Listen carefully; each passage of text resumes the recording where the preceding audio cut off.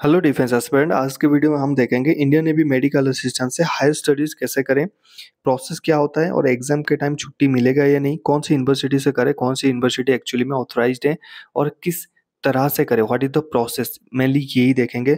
क्योंकि Indian medical assistant में बहुत सारे कैंडिडेट जाएंगे, आप लोग एग्ज़ाम देंगे।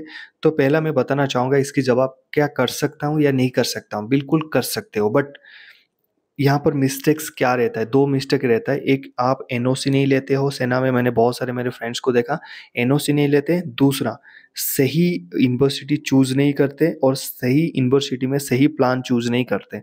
अब देखिए 2 मतलब है।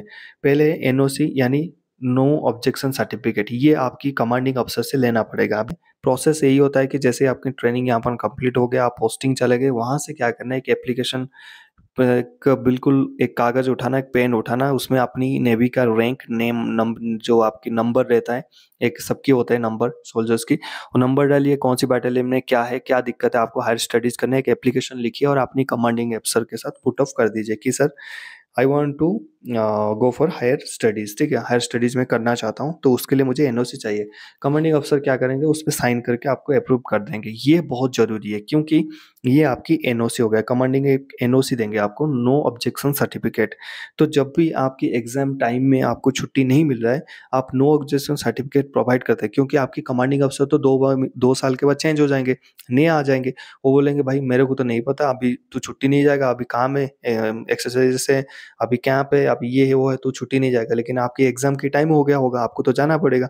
तो आप सीधा से एनओसी दिखा सकते हैं, सर मैं ये पिछले कमांडिंग अफ़सर से ये एनओसी लिया था, तो मुझे तो जाना है। तो वो जो एनओसी देख के फिर आपकी लीव सैंक्शन हो जाए, क्योंकि आप ऑलरेडी नो ऑब्जेक्शन सर्टिफिकेट लिया हुआ है। तो ये तो लेना आपके लिए बहुत अनिवार्य है, ज़रूरी है। पहला चीज़। दूसरा, एग्ज़ाम के टाइम छुट्टी मिलेगा या मिलेगा? अगर आपने एनओसी लिया है तो आपको बिल्कुल छुट्टी मिलेगा। अगर आपने नो ऑब्जेक्शन सर्टिफिकेट आपके कमांडिंग अफ़सर ने साइन करके दिया है तो आपको बिल्कुल छुट्टी मिलेगा, आपके एग्ज़ाम के टाइम पे मिल जाएगा। लेकिन ये नहीं है कि आपको साल में 80 दिन, 90 दिन छुट्टी बनता है। आपने जून में आपका नवंबर में एग्ज़ाम है, आपने अगस्त तक पूरा 90 दिन काट लिया, फिर माँग रहे हो छुट्टी, तो ऐसा तो छुट्टी मिलेगा नहीं भाई। स्टडीज़ के लिए कोई अलग सा छुट्टी नहीं मिलता आपके एग्ज़ाम के लिए। स्टडीज़ के लिए या फिर एग्ज़ाम के लिए आप अपनी पर्सनल छुट्टी को खर्चा करना पड़ेगा। फ़ौज आपको फ्री में कुछ भी एडवांस छुट्टी नहीं देता, ना फ्री में कोई छुट्टी प्रोवाइड करता है हायर स्टडीज़ के लिए। ये ध्यान रख लेना, आप अपनी छुट्टी से एडजस्ट करना पड़ेगा। जैसे 90 डेज़ है, जैसे हम लोग हैं, हम लोग भी फ़ौज में भर्ती होने के बाद हमने भी हायर स्टडीज़ की है। तो हम उसी टाइम में जाते थे जिस टाइम हमारा एग्ज़ाम है, हम उसी हिसाब से प्लान को करते थे कि हाँ, इस टाइम में मेरा एग्ज़ाम होगा, तो इस टाइम में मैं 60 दिन बचा के रखूँगा, अभी 30 दिन काट लेता हूँ, 90 दिन की छुट्टी है, ठीक है?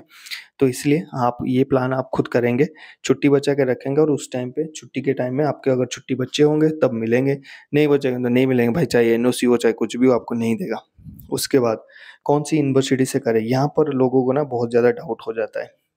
बहुत ज़्यादा ऐसे यूनिवर्सिटी है जहाँ पर गूगल में आपको दिखेगा कि मतलब उनकी यूजीसी से अंडर अप्रूव्ड है, लेकिन बाद में पता चलेगा कोई ट्रांसक्रिप्ट कम सर्टिफिकेट, डिजिटल सर्टिफिकेट है, जहाँ पर दे रहे हैं ना उसमें कहीं नहीं जाना भाई, वो बहुत गलत है, ठीक है? ट्रांसक्रिप्ट कम डिजिटल सर्टिफिकेट आता है, तो वो सारे फेक हैं, वहाँ पर नहीं जाना है। यूजीसी चाहे अप्रूव्ड हो चाहे ना हो। सबसे बेहतरीन यूनिवर्सिटी है IGNOU, Indira Gandhi national open university, best. इसके सर्टिफिकेट वैलिड है, इसके एग्ज़ाम के टाइम में आपको छुट्टी भी मिल जाएगा और ये डिस्टेंस है। हमेशा याद रखना, रेगुलर नहीं करना।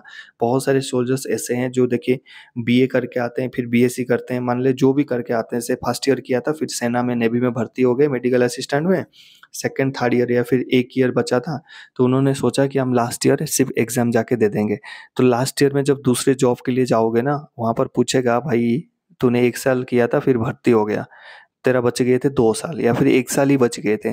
तो तू लास्ट ईयर तो गया नहीं, तो कॉलेज तेरे अटेंडेंस कैसे लग गया? और अटेंडेंस आज की डेट में अगर अटेंडेंस नहीं है, तो यहाँ पर कहीं न कहीं आपको एग्ज़ाम देने के आदेश नहीं है। 70% आपको, आई होप कि इतना ही चाहिए होता है, 70% तो अटेंडेंस चाहिए होता है, तो वहाँ पर फँस जाओगे बुरी तरीके से। वहाँ पर आपको जेल भी हो सकता है। तो ध्यान रखना भाई, डिस्टेंस से ही करना है, डिस्टेंस ही हमारे लिए है और डिस्टेंस से सही यूनिवर्सिटी से करना। मैं 1-2 यूनिवर्सिटी जानता हूँ, अगर आपको करना है तो आप मुझे कॉन्टैक्ट कर सकते हैं, मैं आपकी वहाँ पर कॉन्टैक्ट करवा सकता हूँ। कोई इसमें कमीशन वगैरह कुछ नहीं है, बस आपकी हेल्प कर देंगे। क्योंकि बहुत सारे मिस्टेक्स होते हैं। हमारे भी एक काफ़ी कैंडिडेट ना एक सोवियत यूनिवर्सिटी करके था, वहाँ से किया था। उन्होंने उनको डिजिटल कम ट्रांसफर सर्टिफिकेट पकड़ा दिया, बाद में वो वैलिड ही नहीं रहा। और साइंस से नहीं करना, डिस्टेंस में साइंस से नहीं करना, बीए करना सबसे बेस्ट है। बीकॉम भी कर सकते हो लेकिन बीए बेस्ट है। साइंस में करोगे तो फंसोगे, बोलेंगे कि प्रैक्टिकल आपने टेस्ट कब दिया, प्रैक्टिकल आपको लागू नहीं है। साइंस में डिस्टेंस अभी बंद हो चुका है, तो साइंस के साथ मत जाना। यूनिवर्सिटी पैसा खाने के चक्कर में आपको बोल देगा साइंस भी हम करवा देंगे, करवाने के लिए सब करवा देंगे, फेक सर्टिफिकेट दे देंगे, आपकी 50,000 3 साल बेकार में जाएगा। इसलिए बीए कर लीजिए, आपको एक ग्रेजुएशन की डिग्री चाहिए। आगे जब आप जाएंगे सेना छोड़ के, नेवी छोड़ के, तो आपको जॉब के लिए बस इतना ही ध्यान रखना। इतना ही चीज़ें हैं मोटा मोटी।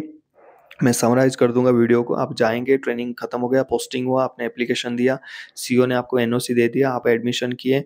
एडमिशन करते टाइम 2 चीज़ों का ध्यान रखें, यूजीसी के अंडर अप्रूव्ड होना चाहिए और डिस्टेंट यूनिवर्सिटी होना चाहिए। ट्रांसक्रिप्ट कम डिजिटल सर्टिफिकेट नहीं लेना चाहिए, पर मतलब फिजिकल सर्टिफिकेट होना चाहिए उसमें, ठीक है?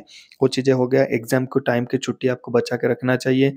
जैसे आप एग्ज़ाम जब भी आ रहा है उसी हिसाब से आप छुट्टी प्लान करिए, और आपने सीनियर्स को बताया कि मेरा एग्ज़ाम है, मैं इस टाइम पे छुट्टी जाऊँगा, आप जाइए, इसमें कोई दिक्कत नहीं है। और एजुकेशन आप हायर स्टडीज़ कर सकते हैं, लेकिन छुट्टी आप अपनी वहाँ पर बर्बाद करने होंगे। कोई इसके लिए एक्स्ट्रा पैसा भी नहीं मिलता, ना ड्यूटी से एक्सक्यूज़ मिलता है। ये आपने पर्सनल टाइम में ये सारी चीज़ें करना होता है। आई होप आपका डाउट क्लियर हो गया हो। कोई और भी डाउट्स है आप नीचे कमेंट करिए। मिलते हैं नेक्स्ट टॉपिक में। जय हिंद।